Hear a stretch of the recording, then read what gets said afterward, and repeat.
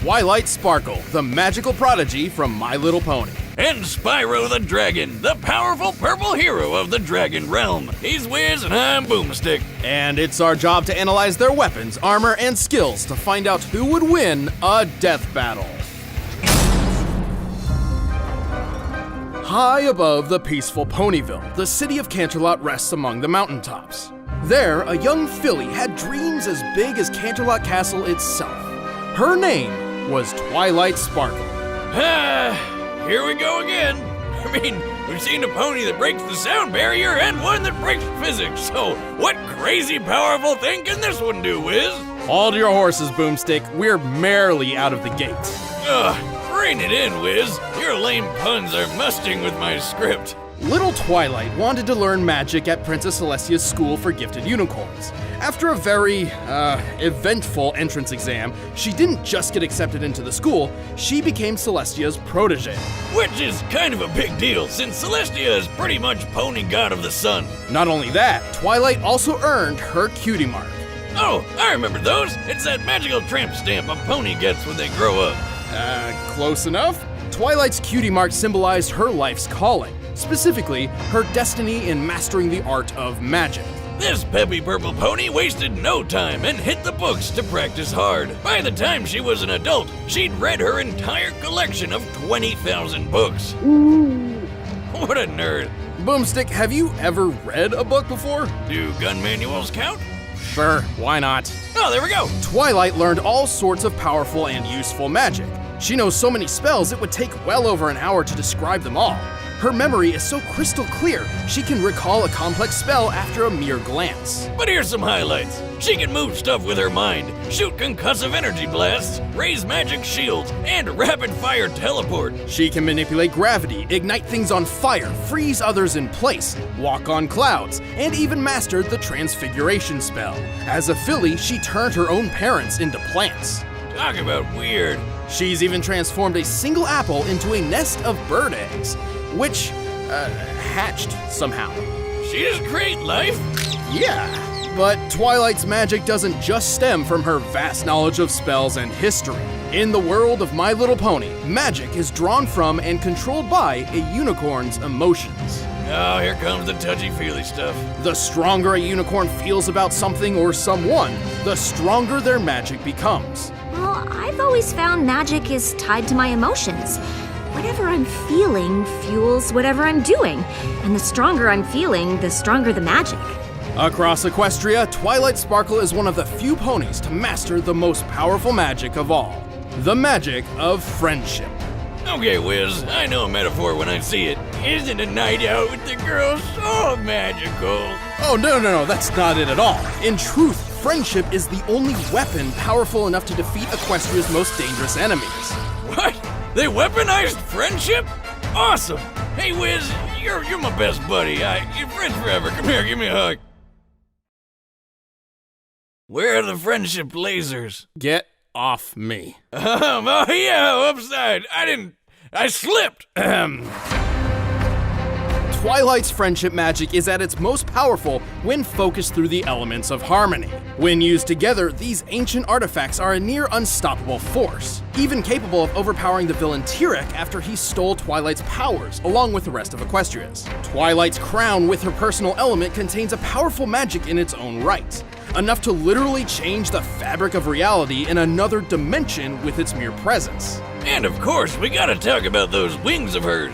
She was born a unicorn, but after completing an ancient spell about, what else? Friendship, she transformed into an alicorn. A mix between a unicorn and a pegasus, and a chance to sell just a whole ton more merchandise. It's a good thing too. Alicorn magic is leagues more powerful than a plain unicorn's, and Twilight needed the extra boost to defend Equestria as its newest princess. Like when she fought that Tyrek guy. After Tyrek absorbed the magic from Equestria's entire population, Twilight was forced to confront him herself while wielding the power of 4 alicorns. When did it become Dragon Ball Z with baby girl horse toys? Anyway, check out how Tira rocketed Twilight straight into this mountain, and she was totally fine thanks to her magic shield. By comparing Twilight's apparent size just before impact to her actual size of approximately 4 feet tall, we can estimate the distance she was thrown to be about 145 feet. Tirek then closed this distance at 64.5 miles per hour. Combined with his estimated weight of over 31,000 pounds, Twilight's shield had to stand up to over 8 million newtons of force. You know what? Forget it. I'm on board with this pony stuff. Twilight is tough enough to survive bombardment by anvils and pianos, fast enough to fly over 300 miles per hour without using any spells, and even strong enough to lift and carry a rock weighing 4.5 tons. Her telekinesis is strong enough to lift a 340-ton bear and even uproot this giant flower tree thing. And with the other Alicorn's magic, she can move the sun and the moon. Okay, yeah, friendship power's way better than expected. However, if Twilight has one glaring weakness, it's her unwavering neurosis. Oh, you mean how she's obsessed over staying organized, and if one small thing goes wrong, she totally loses it? Yes, she has a, well, difficult time dealing with unexpected stress. More often than not, she even makes bad situations worse before starting to fix them. But hey, when push comes to shove, Twilight Sparkle pulls her weight and more. You have no magic! You're wrong, Tirek. I may have given you my Alicorn magic, but I carry within me the most powerful magic of all, the magic of friendship. Prophecy tells of a special purple dragon born every 10 generations, destined to be a hero of his age. This was the legend of Spyro. But when the ancient Dark Master Malefor learned of this, he swore to destroy Spyro before he even hatched. By the way, there are at least 3 different timelines for Spyro, but we're mainly sticking with the Legend of Spyro version, because he can do pretty much anything the other ones can, and more. Plus, I think they're all the same Spyro reincarnated anyway, since that's what the prophecy says, and look, that's totally Skylands being made at the end of Dawn of the Dragon. Ahem. Wild fan theories aside, Spyro was saved from Malefor's wrath by Ignitus, a guardian dragon. He decided to pull a Moses and send Spyro's egg floating down a river to who knows where. Okay, why do so many stories start with people just throwing babies into rivers? That's never a good idea. Wrong, Wiz! It worked out fine for Spyro. He was found and adopted by a family of dragonflies. And even without fellow dragons around, Spyro grew up to be a pretty good fighter. He's strong, tough, and makes good use of his horns, tail, and claws. But not his wings. Not yet. Without a dragon's parentage, Spyro remained mostly grounded during his childhood. But he got pretty good at using his head. Like the fun way, not the brainy stuff. You do not want to be on the other end of his charge attack. But one fateful day, everything changed. During a game of hide-and-seek with his quote-unquote brother, Sparks, they got into a bit of monkey business and, in desperation, Spyro unexpectedly breathed fire. This was Spyro's first hint that he was adopted. Hold up, you mean he thought he was an actual dragonfly the whole time?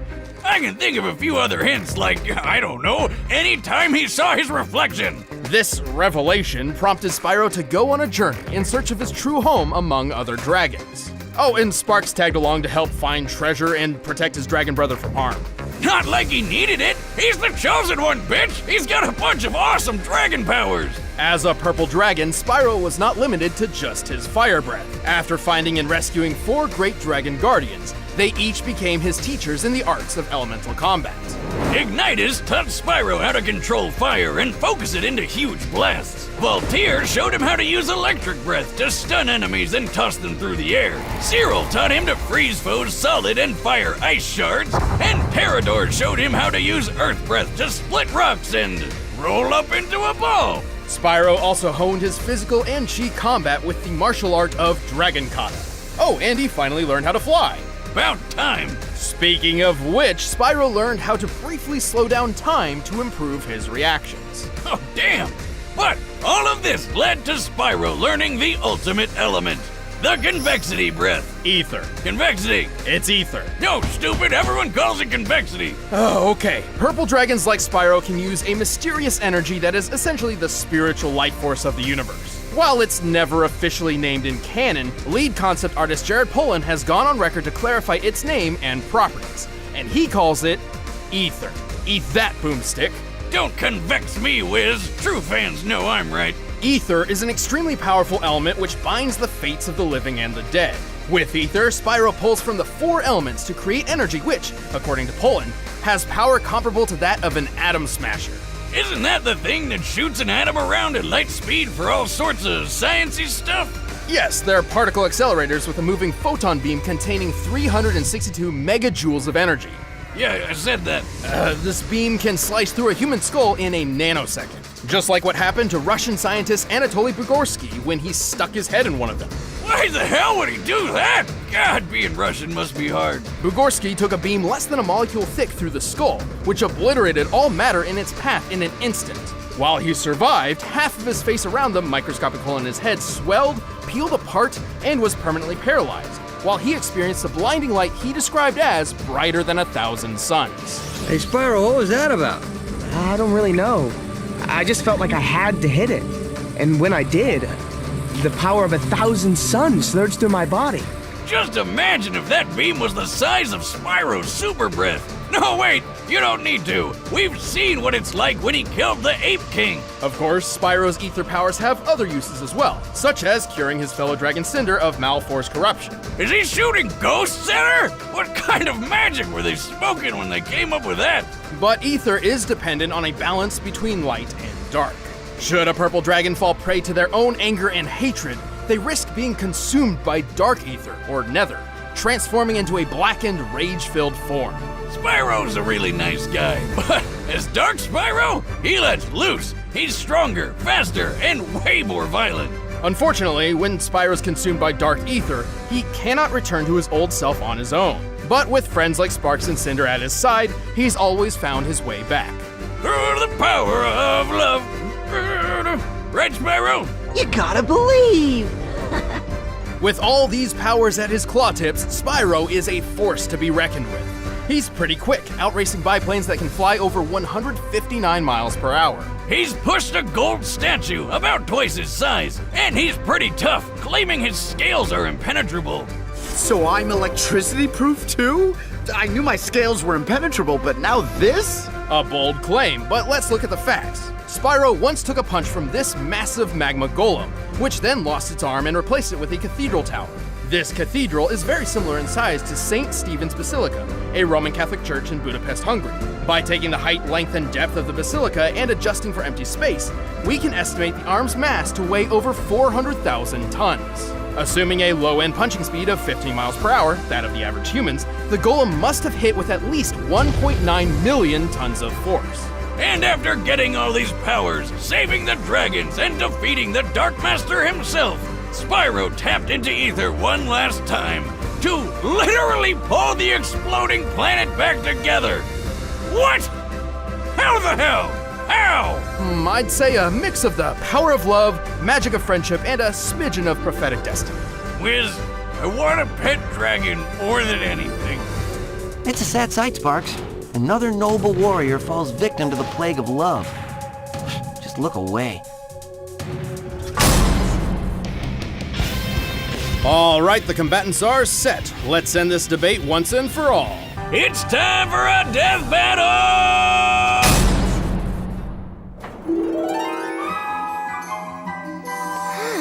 Transdimensional teleportation?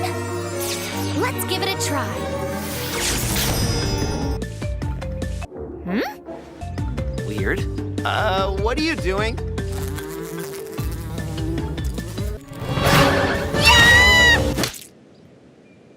Sparks!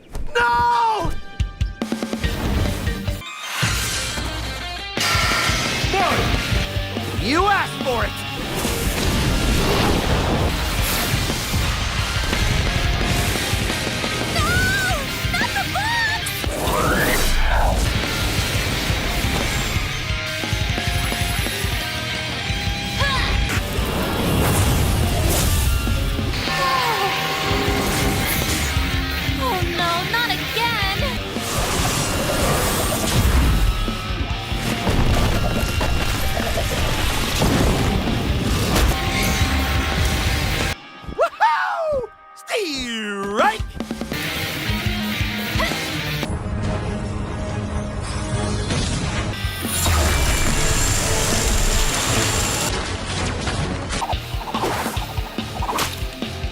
Wait a sec, was that a fruit?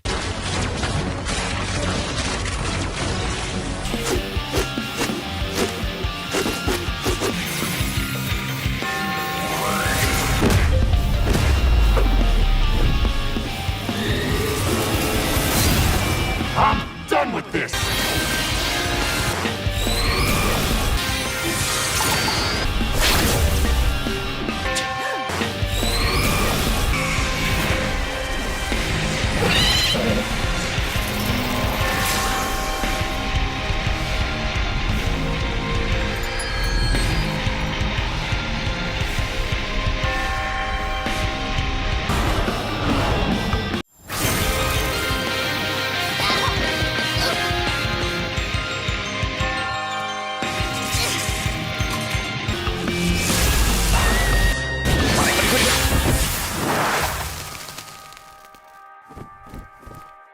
Nobody messes with me, pal. KO! Dear Princess Celestia, today I learned that the only thing more powerful than friendship is a giant bird spirit colliding into me at Mark 36. This was a tricky one. Both Spyro and Twilight possess numerous spells and techniques that could end the other quickly and easily. Since they were pretty even in how many ways they could finish each other off, this fight really came down to strength, durability, and performance. Spyro had plenty of obvious advantages. His speedy flight let him control the pace of the battle, and his elemental arsenal gave him a much wider variety of attacks than Twilight should have ever seen in a one-on-one fight. But Wiz, what about when Twilight moved the sun and moon? That's when she had the magic of Princess Celestia and Luna, and it's well established that only their specific type of magic can move those celestial bodies. So, you're saying you want us to move the sun and the moon? Well, I do it myself, except I don't have your magic. To be fair, we did have to lowball Spyro's durability against the Golem's punch. However, both of them had shown durability, which far exceeded much of their attack capability. But the funny thing is, Spyro didn't have many attacks that could firmly hurt Twilight either. They were both just too tough. Well, until Spyro used the Ether Breath, which could literally break matter apart at an atomic level. Not even Princess Celestia and Luna could save Twilight from a beam that intense. The winner is Spyro the Dragon.